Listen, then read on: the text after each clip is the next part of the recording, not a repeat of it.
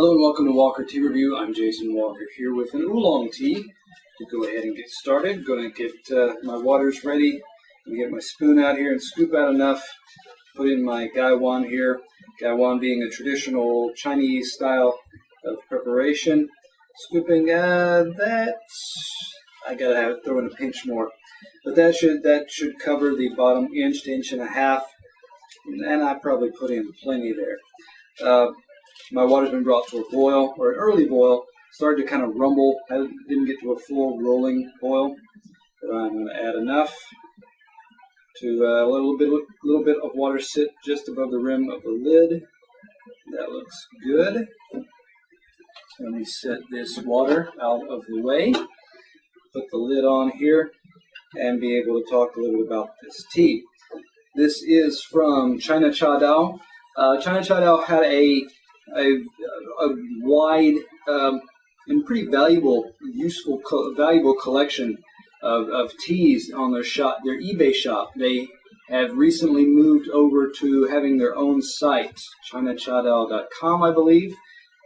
This is their premium charcoal baked TGY. A lot of TGYs from Fujian province are moving more towards that more modern, lightly oxidized, very green type of approach. Traditionally, oolong TGYs like that were oxidized more deeply and or baked, roasted, fired much longer, much more deeply. You can get 125 grams, which is about 4.4 ounces, currently on the ChinaChaDao site. That is $19.99, $20. This was a spring harvest. Doesn't say. I could not find it that this exactly was last year's spring harvest, but it is a spring harvest. And they give information. ChinaChaDao actually tells you their source. This is from the SMCD Tea Company. Okay, so if you could dig around, perhaps, especially if you have some Chinese language abilities in reading, you might be able to dig around and find out a little bit more about the SMCD Tea Company as well. So I'm going to go ahead now and talk about the dry leaf before I get into the wet leaf and the liquor here. Let me kind of give this a shake. You can get kind of toasty notes. I'm going to have to breathe on this to get more aromas come out. I'm getting right now a bit of a kind of a sweet, toasty type of note. Maybe like close to maybe a sweet, dried tobacco kind of element. Now it's getting more of a kind of a sweet, woody type of element there. Nice, roasty. Think of honey roasted peanut. There's some of that. There's a woody kind of note, like a sweet wood. I don't know if I go quite cedar or sandalwood, but there's something kind of English laurel about if you had an English laurel as a hedge or something, and you cut through that, trim that hedge, I think you would get some of these kind of sweet, woody smells going on, and that's what I have here. Scooping this out, getting a little look at the leaf. A lot of these leaves look to be individual, single leaves, balled, rolled up. I get a lot of smaller pieces, little flakes, little pieces here and there. So of course there are just going to be portions of these. I get a little bit of stem there. I see that as well. So it could be where the stem is connected to a leaf. That can be where more than one leaf is rolled together. So you can have maybe, it looks like at this point, 2 or more leaves, individual leaves, and then leaf portions. A little bit leaning more towards the leaf portion up to the individual leaves. And so those are a bit of a lighter milk chocolate brown type color over towards more of a bistre kind of brownish gray type color there. So I'm going to zip that back up, get this ready to pour, get my pitcher ready, angle my lid over to the side. I'm going to kind of sweep those little bits that are in the liquor kind of away from my pouring area.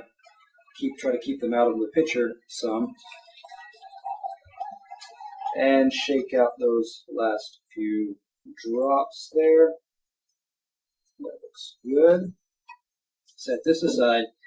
Let me give this a shake for just a moment and talk about this wet leaf now.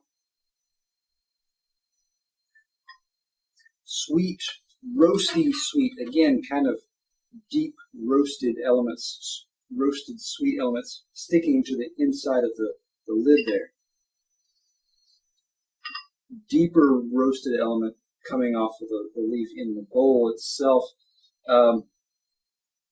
Again, some sweetness there. Grapevine type, dried grapevine type of smells there. Again, toasty element there. Toasted grains, puffed wheat, that kind of smell coming off there. A little bit of even over towards light kind of ashy type of note. So there's a lot of charred smell here. It's not off-putting. It's still a sweet char type of smell, especially inside of the lid there. Again, leaves here have unfurled quite a bit, and so I'm just kind of pulled out little pieces here and there. That was 2 leaves here rolled together, either connected by a little bit of stem. These seem to be either small leaves. They're fairly tender. They're going to be hard to kind of really open up. They're still kind of tightly wound. They look ragged, but they're difficult to open as well. But they look like they're either portions of leaves or very tiny leaves that have been rolled together. I got to show, because there's so much of this, I got to show that there's just kind of little crumbs and pieces here and there. This is the kind of tea that might be the kind of tea that would go as a ChinaChaDao style. ChinaChaDao style actually uses a teapot quite often, but a teapot and before you put the leaves into the teapot, you kind of sort them out. You put some of the smaller leaf portions down at the bottom, followed by larger pieces, followed by the larger, so that when you go to tip and pour out of the pot, ideally the smaller pieces have stayed near the bottom and they don't clog up the spout. The larger pieces kind of prevent those from getting in the way there. So this could be a kind of tea that you could experiment and that would perform better with a ChinaChaDao style type of steeping process. I'm going to give this liquor a look now. Nice, deep, rich brown. It's deep. It's more of a red. It's a dark coppery type of brown, especially in the light here. Nice, rich color there. This is something, the kind of coppery brown you might see associated with black teas, if you're more of a black tea type of drinker. Again, roasted notes. Sweet, still somewhat sweet, but pretty heavily, heavy charred wood kind of smells going on there. Let me give this a taste though.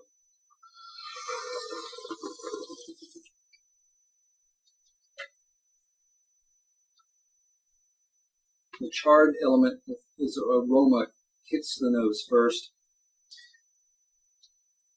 It's got a smoothness to it. In the back, all of a sudden, it becomes slightly astringent, a little bit of bitterness there, and then that hits for a second.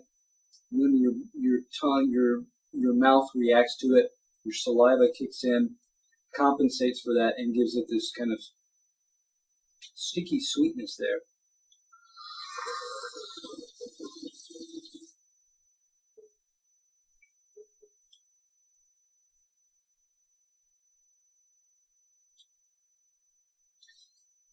In the middle, as this as a sourness, as this kind of astringent bitter element is there. It builds up this kind of juiciness in your mouth, almost like a fruity type of juiciness there.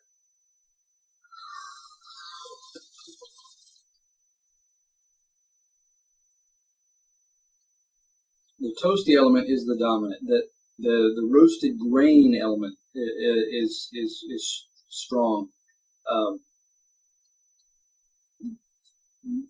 Rich, charred wood type of smells or tastes there.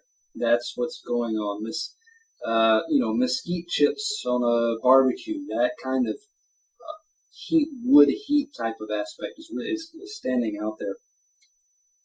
The aftertaste.